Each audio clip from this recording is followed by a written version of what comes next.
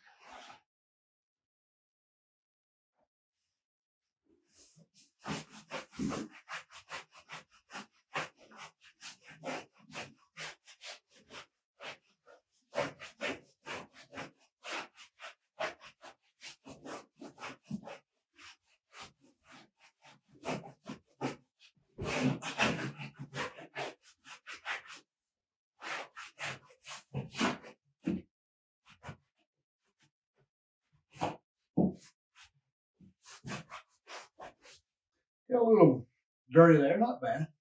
So I'll take another rag and just dry it off, make sure it's dry well.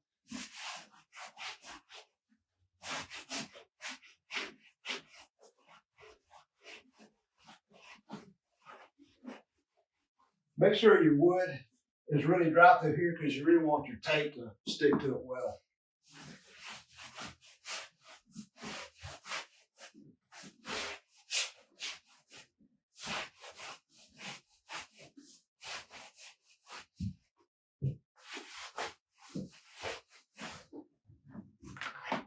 And then I'm going to use my shop vac just to run down through, make sure I got all any debris, any dust, anything left over. Because you really don't want to get any. Make sure that's up, because you don't want it to get onto your fresh paint or your brush, because it would definitely mess up the cover getting it coated well.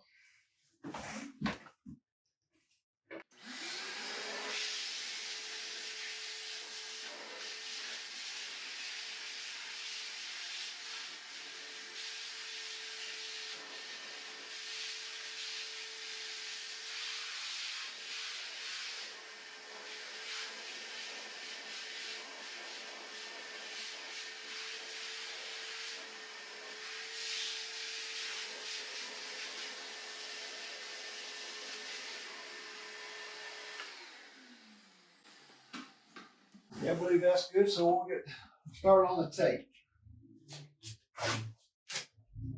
And what we'll do is we're going to put that totally flush up against the board there. And I run my finger down this, make sure there's a good seal once you do that.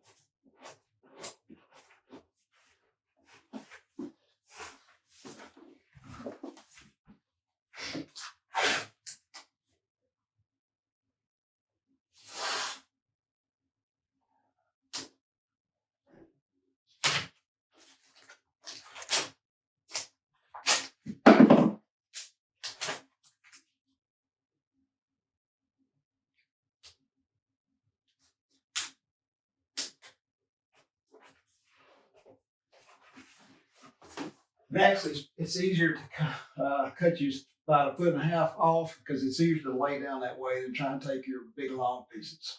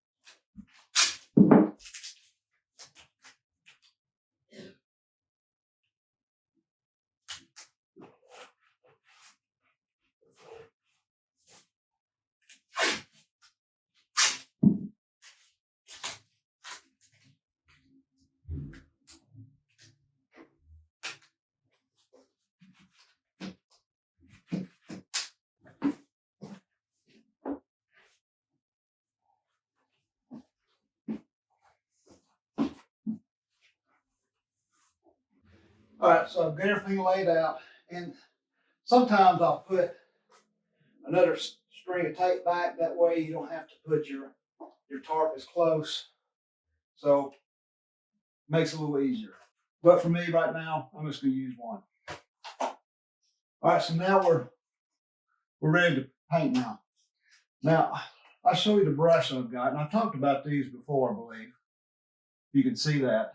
This is it's a nylon brush, and for water-based latex type paints, you want to use a nylon brush because it makes a lot better coat on it, a lot more smooth. Like a natural bristle brush is set up more for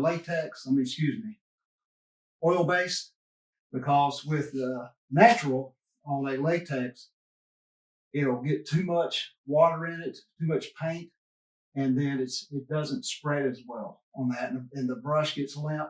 It's hard to control what you're trying to cut into.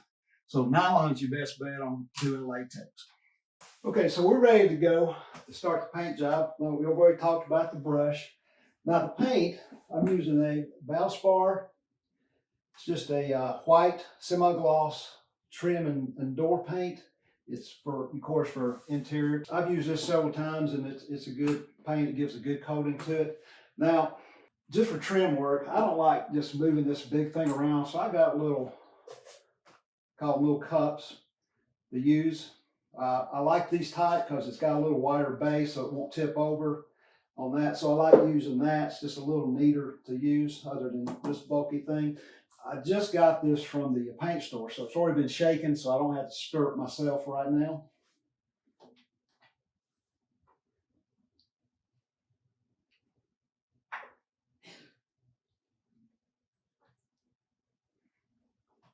Now I just take my paintbrush, and anything that came on the side,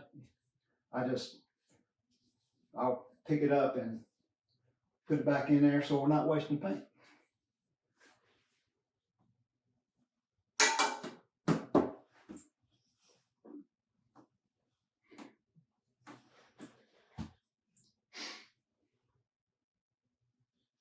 And don't get too much on there starting off, so you can just see how it's going to be, how it's going to go.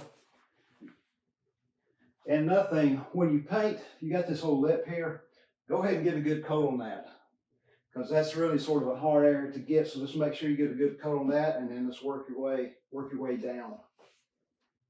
Yeah, too little on the paintbrush is better than too much, because it's harder to get spready. You don't want it to drip down or come down after you paint across, and then you got too much and it sort of drips down, because that happens sometimes. You go back later on, it's already dry going. This is one of the reasons I like putting the tape down, because I can get a better, make sure I get the bottom of that trim covered, other than trying to be really careful and not getting it light because I'm worried about the floor. So that's another reason why I like using the tape.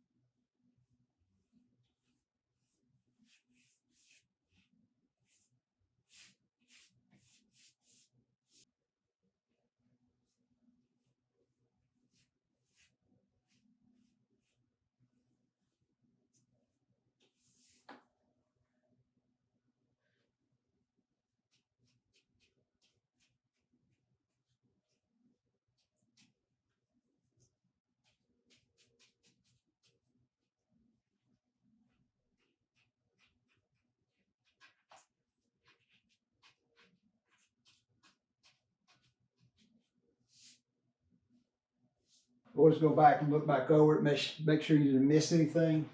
I think it looks good. I think it's got a good coat on it. Now, one of the things when you get through, as far as, leaving your brush out, as long as you don't leave it out, me personally, 15 minutes, you're okay as far as it drying or anything like that. You don't let that sit too long because you don't want the paint to dry, then you got to go and you're still trying to paint. So I just leave it set up right there. That's fine. Now, one thing, if you're just doing one coat, like it looks like I'll be able to do, I'll wait a couple of minutes and then I'm gonna pull the tape up, because if you let it sit and the paint dries and say like, well, here I didn't get much paint on the tape at all, which is good, but you don't want, when you're pulling the tape up later, if it dries, you don't want to pull it up, because basically if you got paint on the trim and on your tape, that tape comes up and it's going to pull the paint off the wood. So that's going to cause you a problem. So pull it up. If like I said, if you're doing one coat, go ahead and pull it up. Make sure you don't have that problem. Now, if you are going to have to do coats, just be real careful not to get much on the tape down there. That way you can avoid the issue if you're having to go that route. So one thing I did want to add, when you're pulling up the tape, pull it up slowly and then pull it away from the wall. Makes it a lot easier. It comes up easier that way. This one's pretty much ready to go. Now, my suggestion is, like I did a setup for one wall, that's basically what I do. I'll take one wall at a time. I'll set up for it, prep it, get it ready, and then I'll just do that and then move to the next. That way, for me, it's easier, but then that way for some people, it's like you can get overwhelmed by having to do a whole room, or maybe more than that. We're going to do the whole house, but if you just set up for one wall at a time, I think it's a lot easier for you and it's a lot less stressful for you. So I hope that helps you, and good luck.